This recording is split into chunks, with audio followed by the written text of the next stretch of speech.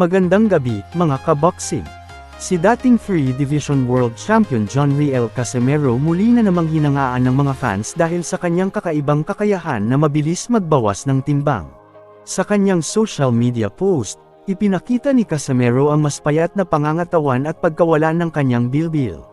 Agad itong umani ng papuri mula sa mga taga-suporta, lalo pang pinainit ang pananabik para sa kanyang mga susunod na laban.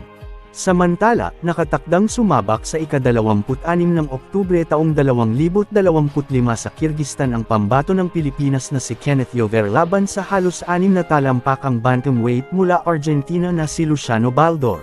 Formal nang inilabas ng CAMIDA Promotion ang opisyal na fight banner ng kanilang laban. Kilala si Baldor bilang isang teknikal at estratehikong boksingero na may tibay at disiplina, ngunit hindi gaanong kilala ang knockout power. Sa kabilang banda, dala ni Yover ang kanyang matinding explosiveness at one-punch knockout capability na maaaring magtapos agad ng laban. Tiyak na magiging sagupaan ito ng power laban sa accuracy.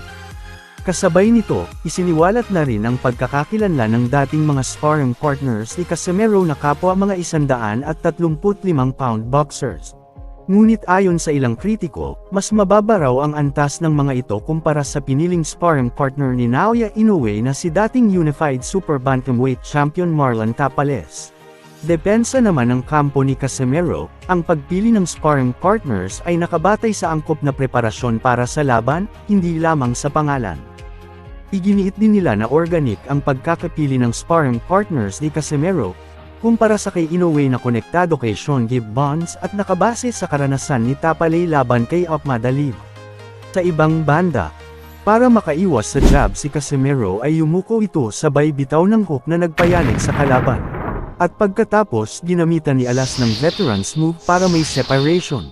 Pinitik ang kaliwang kamay ng kalaban para mahawi na sinabayan ng isang right hook at dukot sa bodega na nagpaangat sa kanyang sparring mate. Nakalimutan ata ng Japanese sparring mate ni Cuadro Alas na siya ay may iron chin na kayang i-absorb ang mga suntok niya.